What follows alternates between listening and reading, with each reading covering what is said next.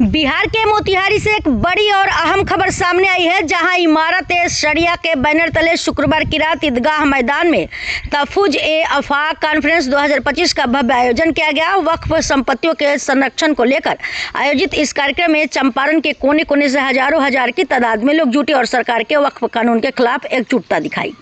Conference की अध्यक्षता की अमीर-ए-शरिया बिहार, झारखंड और उड़ीसा मौलाना सैयद अहमद वली फैसल रहमानी ने की और अपने जोशीले संबोधन में उन्होंने साफ कहा कि वक्फ कानून के खिलाफ यह लड़ाई सिर्फ मुसलमानों की नहीं बल्कि हर न्यायप्रिय नागरिक की है। उन्होंने बताया कि वक्फ संपत्तियों पर बने कई कॉलेज, हॉस्पिटल और खानकाहें सिर्फ मुसलमान ही नहीं बल्कि अन्य धर्मों के लोगों का भी लाभ पहुंचा रही है। उन्होंने कहा, वक्फ सिर्फ मुसलमानों की जायदाद नहीं, ये समाज की अमानत है और इस कानून के जरिए सरकार हमारे फंडामेंटल राइट्स पर चोट करना चाहती है।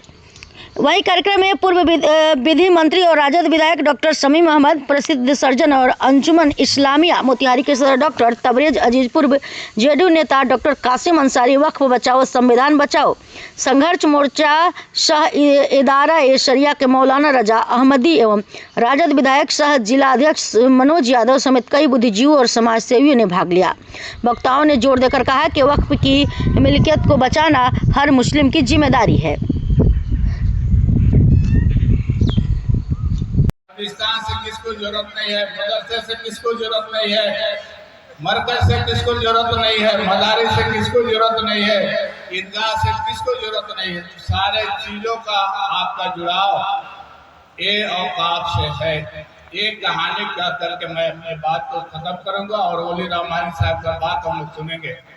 एक बस्ती में आग लगे थे, सारे लोग आग बुझाने में लगे थे और एक चिड़िया, छोटी सी चिड़िया भी लाकर के उसमें पानी डाल रहा। जब इसका एहतजाज हुआ, वहां पे हमारे नेता लालू प्रसाद जी भी गए थे और तेजस्वी जी भी गए थे।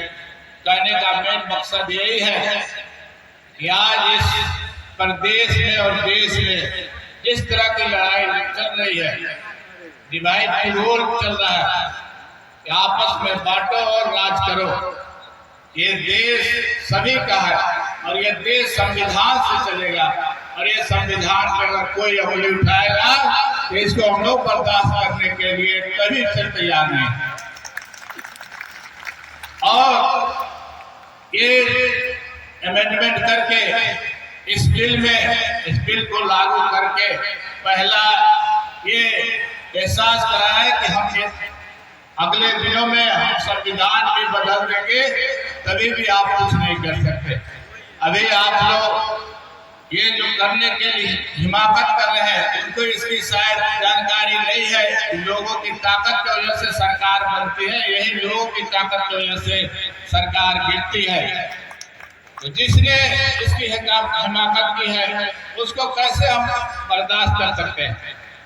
तो ये हमारा, जब हम लॉ मिनिस्टर थे, लॉ मिनिस्टर के अंदर न्याय बोर्ड भी आते हैं और इसमें जितने भी सारे मठ मंदिर के जमीन होते हैं, इस पे मैंने देखा तो बहुत लोगों का कब्जा था, गैर तरीके से कब्जा था। मैंने लेटर जारी किया सारे डीएम को और एडीएम को, जितने भी मठ मंदिर के जमीन है, जितने भी कब्जे हुए हैं, सबको दाखिल खारिज कहते खाता खेसरा और रकबा के साथ पोर्टल पर चढ़ा करके और जहाँ पे कब्जा है अनाधिकृत तरीके से उसको खाली करा के मठ मंदिर के हवाले करें। कहने का मेन उद्देश्य यह है कि सिर्फ इन मुसलमानों का ये औकाफ नहीं है, सारे जाति धर्म के लोगों में ये औकाफ की जमीन है और जिस रूप में है लोगों को फायदा होता है इससे।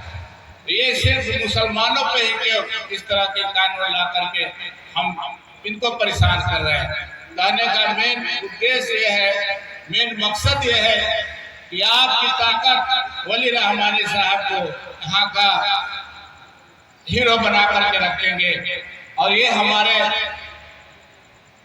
एथिका इस्लाम धर्म के सारे यहाँ के बिहार, उड़ीसा और बंगाल के हेड है और इनके साथ सारे तंजीमें लगी हुई हैं। और यहाँ पे आप लोग जब जाए, यहाँ गांव-गांव में तो ये बात औकात के लोगों को होता है कि